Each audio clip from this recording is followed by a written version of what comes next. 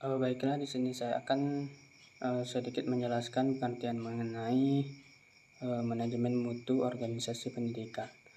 Manajemen mutu pada organisasi pendidikan adalah kegiatan terkoordinasi yang bertujuan untuk mengarahkan dan mengendalikan organisasi dalam hal mutu yang melibatkan proses perencanaan, pengawasan, dan peningkatan mutu dalam rangka memberikan pendidikan yang berkualitas kepada peserta didik.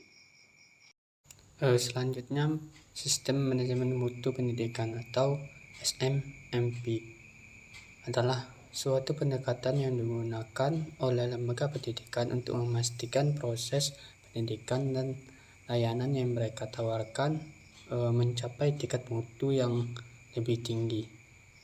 SMP ini juga melibatkan perencanaan, pelaksanaan, pemantauan, dan peningkatan berkelanjutan dalam semua aspek pendidikan. Baiklah, saya akan menjelaskan 7 prinsip manajemen mutu pendidikan. Yang pertama ada fokus pada pelanggan atau customer focus. Organisasi bergantung pada kepuasan pelanggan.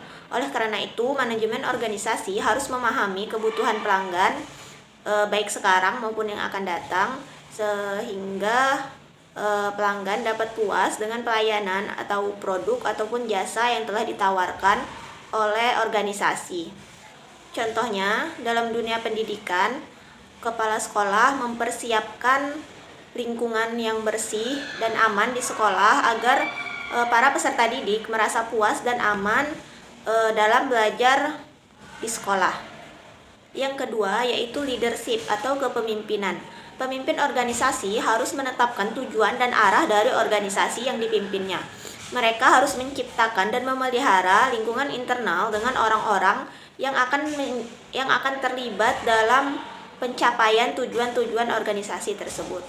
Contohnya, kepala sekolah, guru, ataupun unsur-unsur yang ada di dalam sekolah harus memiliki tujuan dan arah yang sama agar organisasi tersebut dapat berjalan sesuai dengan tujuan yang telah ditetapkan pada awalnya.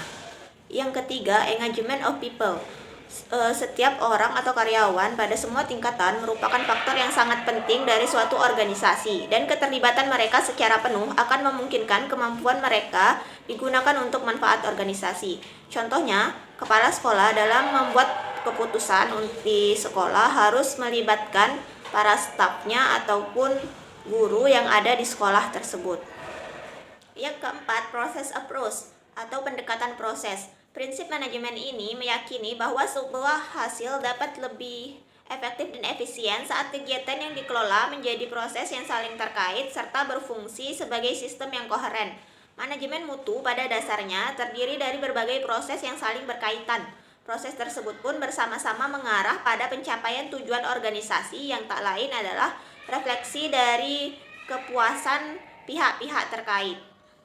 Contohnya, di sekolah dibuat jadwal mata pelajaran sehingga guru dapat mengajar siswanya secara terstruktur tanpa ada bentrokan jadwal. Yang kelima, improvement atau peningkatan. Sebuah lembaga pendidikan tentunya menginginkan adanya peningkatan dari lembaga pendidikan tersebut.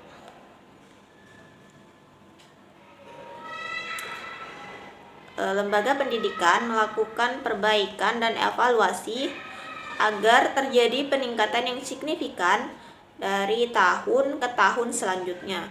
Contohnya, sebuah sekolah yang dulunya mendapatkan akreditasi B, sekarang sudah menjadi akreditasi A. Yang keenam, evidence-based decision making atau pengambilan keputusan berdasarkan bukti. Setiap lembaga pendidikan harus menggunakan dasar hasil analisis dan evaluasi data dalam mengambil keputusan. Tujuannya yaitu untuk meminimalisir kesalahan pengambilan keputusan. Contohnya, kepala sekolah dalam membuat keputusan harus mencari data-data fakta terlebih dahulu sebelum mengambil keputusan atas masalah yang sedang dihadapinya. Dan yang terakhir adalah relationship management atau manajemen hubungan. sebuah lembaga pendidikan harus memperhatikan hubungannya dengan pihak luar maupun pihak dalam dari lembaga pendidikan itu sendiri. Hubungan yang ada di antara lembaga pendidikan maupun pihak luar harus terjalin dengan baik agar tujuan yang diinginkan dapat tercapai. Contohnya, guru harus menjalin hubungan yang baik dengan sesama guru, staf, maupun peserta didik yang akan. Tahapan manajemen mutu organisasi pendidikan terbagi menjadi 6. Yang pertama, perencanaan. Perencanaan melibatkan penetapan tujuan dan target mutu. Yang kedua, implementasi. Implementasi melibatkan pelaksanaan, kegiatan, dan proses dengan standar mutu. Yang ketiga, evaluasi. Evaluasi yaitu berguna untuk mengevaluasi kinerja dan pencapaian mutu organisasi pendidikan. Yang keempat, perbaikan. Perbaikan yaitu untuk mengidentifikasikan dan memperbaiki kelemahan atau permasalahan. Yang kelima, pemeliharaan, yaitu untuk memastikan bahwa standar mutu untuk terus dipertahankan. Dan yang terakhir yaitu pengembangan, yaitu upaya untuk meningkatkan mutu organisasi pendidikan. Selanjutnya yaitu komponen manajemen mutu organisasi pendidikan. Itu terbagi menjadi 4. Yang pertama, perencanaan mutu. Dalam perencanaan mutu melibatkan analisis data yang dikumpulkan untuk merumuskan tujuan mutu yang spesifik dan realistis. Dan yang kedua, pengendalian mutu. Pengendalian mutu, komponen ini berkaitan dengan pengawasan dan pengendalian terhadap proses-proses yang terlibat dalam penyelenggaraan pendidikan. Yang ketiga, jaminan mutu.